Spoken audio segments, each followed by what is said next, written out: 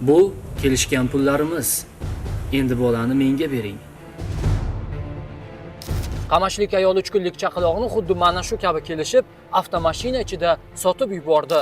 Ma'lum bo'lishicha, Qamashi tumanida yashovchi ayol o'zining ilk marotaba dunyoga keltirgan qiz chaqalog'ini Qarshi shahrida yashovchi 2 nafar ayolga pullamoqchi bo'ladi va buning evaziga ulardan 60 million so'm pul talab qiladi. Ayol 50 million so'm va 800 AQSh dollarini Spark rusumli avtomashina ichida olgan vaqtda huquqni muhofaza qiluvchi organlar tomonidan qo'lga olinadi. Sudlanuvchi O'zbekiston Respublikasi Jinoyat kodeksi 135-moddasi 2-qismi V, G bandlarida nazarda tutilgan jinoyatni sodir etganlikda aybli deb topilib, jinoyat ishlari bo'yicha Muborak tuman sudining hukmi bilan unga nisbatan qo'llanilgan shaxsiy kafillikka berish tarzidagi ehtiyot chorasi bekor qilinib, sud zalidan darhol qamoqqa olindi va 2 yil muddatga ozodlikdan mahrum qilish jazosi tayinlandi.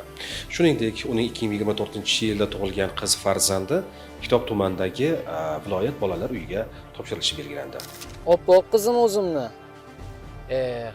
Dunyoda tirnoqqa zor oilalar qancha deysiz. Lekin bu ayol qanday qilib shirin qizalog'ini sotib yuborishga ko'zi qiydi ekan? Menimcha endi u bu qilmishni panjara ortida o'ylab ko'rishiga bemalol vaqti bo'ladi.